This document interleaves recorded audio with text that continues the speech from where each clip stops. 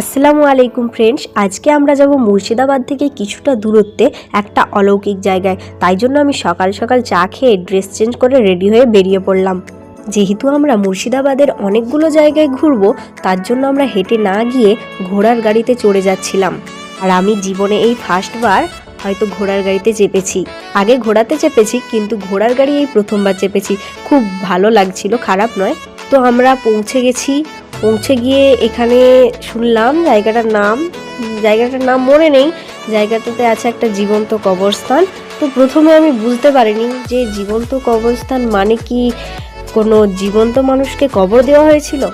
আমি এটা বুঝতে না পেরে আমি আমার ক্যামেরাম্যানকে জিজ্ঞেস করি যে জীবন্ত কবরস্থান মানে কি এটাই। তখন ও আমাকে বলে হ্যাঁ, কোনো মানুষকে জীবন্ত অবস্থায় এখানে কবর দেওয়া হয়েছিল, তাই জন্য ওই জায়গাটার নাম জীবন্ত কবরস্থান। তো আমি তো ভেবেই অবাক হয়ে গেছি যে জীবন্ত অবস্থায় কবর হয়। তো আমরা সবাই মিলে গল্প করতে করতে এগিয়ে যাচ্ছিলাম। তারপরে দেখি এই ভাঙা গাড়িটার সামনে। গাড়িটিকে দেখে প্রচণ্ড ভয় লাগছিল। জায়গাটা খুবই অলৌকিক ছিল।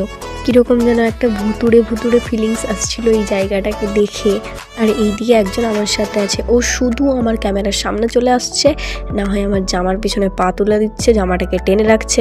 যার জন্য আমি খুব রেগে গেছিলাম। ওকে অনেক কথাও বলেছিলাম, বারবার কেন জামায় পা দিচ্ছিস।